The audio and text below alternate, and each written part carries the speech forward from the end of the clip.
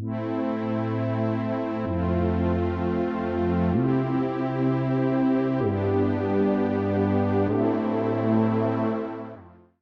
是二战初期英国远程轰炸的中坚力量，在战争初期参加了不少的作战行动，也经受了相当严重的损失。在二战那些几乎难以想象的困难环境中，驾驶它的飞行员涌现出了许多的英雄人物，甚至出现过3名英国最高级别的勇敢奖章维多利亚十字勋章获得者。这就是首开高速轰炸先河的布里斯托布伦海姆轰炸机。在整个二战时期，一共有4422架布伦海姆参加了各个战场的作战行动，成为了战场上的一方杀器。今天我们来聊聊二战时对德国的轰炸行动中首当其冲的布伦海姆轰炸机。1934年，《每日邮报》的所有者罗瑟米尔爵士希望布里斯托尔公司为其设计制作一款能够携带6名乘客和2名机组人员的飞机。当时，德国的飞机公司已经生产出了例如亨克尔 HE70 等各种破纪录的高速飞机。值此机会，布里斯托尔飞机公司决定设计一款能够满足罗瑟米尔的要求，并可以重夺欧洲速度最快民用飞机称号的客机。其验证机在1935年4月首飞，测试结果显示，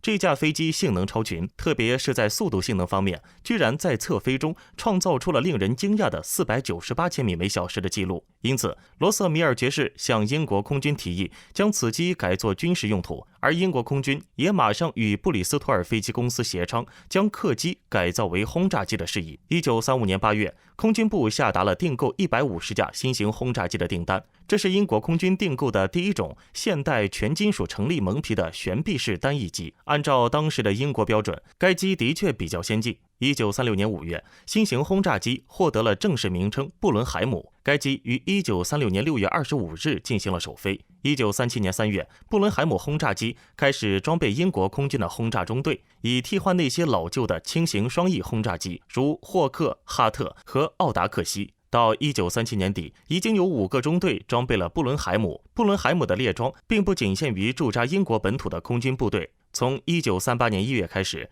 驻伊拉克的第30中队开始换装布伦海姆。次年3月，驻印度的第60中队也换装了该机。1939年8月份，驻新加坡的第11中队也装备了布伦海姆 Mk1。与此同时，布伦海姆也于1937年开始向外出口，像芬兰、南斯拉夫、土耳其等都是它的主要客户。可以说，一时间布伦海姆 Mk1 的订单滚滚而来。在首批150架之外，英国皇家空军又追加了434架，随后再次追加134架。面对如此巨大的订单，布里斯托尔公司难以招架，于是除了费尔顿工厂、埃弗洛、鲁斯军工厂先后加入了生产。很快，更先进的布伦海姆 Mk4 出现了。该机在 Mk1 的基础上进行了不少改进，载油量得到了增加，增设了领航员席。新入役了布伦海姆 Mk4， 使得原有的布伦海姆 Mk1 解放出来。于是，英军开始将布伦海姆 Mk1 改装成了远程战斗机。战斗型布伦海姆 Mk1F 加装了反射式瞄准镜和一个腹部火炮舱，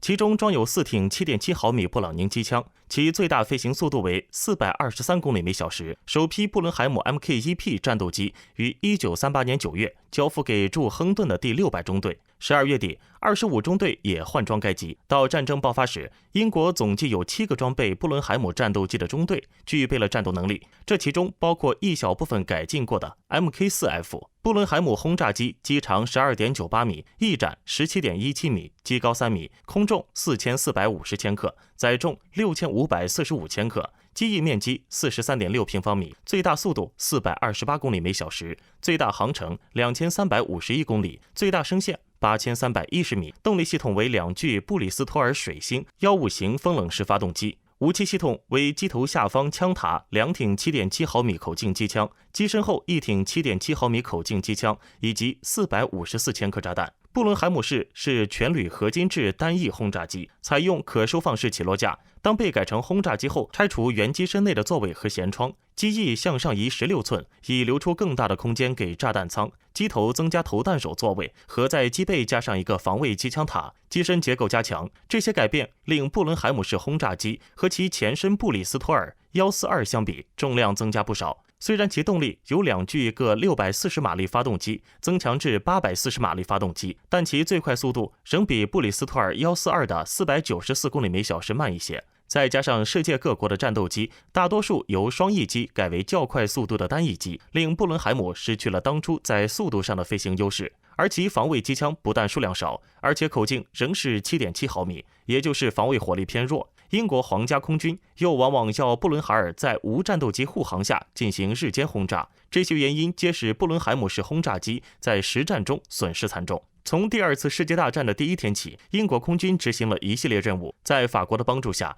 进行对英国本土的防御以及对德国的轰炸行动。布伦海姆式轰炸机和在德国人作战行动中首当其冲。1939年9月3日，一架139中队的布伦海姆 Mk4 轰炸机对一队德国舰队进行空中侦察，并用无线电报告其所在位置。第二日，15架布伦海姆 Mk4 轰炸机空袭该队德国舰队，炸中了几艘德舰，但同时也自损了6架。11月28日，第25和601中队的布伦海姆也攻击了德军水上飞机基地。1940年3月11日，一架布伦海姆炸沉了一艘德国 U 型潜艇。1940年5月10日开始，西线德军对西欧发动闪电战，布伦海姆式轰炸机大举出动，但损失惨重，在20日以内有200架被击落。法国战役后，英军的布伦海姆被下令攻击在西欧的港口和机场，以防德军登陆英国本土。期间，因缺乏战斗机护航，导致该轰炸机再次受到严重损失。不列颠空战期间，作为战斗机型的布伦海姆 Mk1F 取得了成功。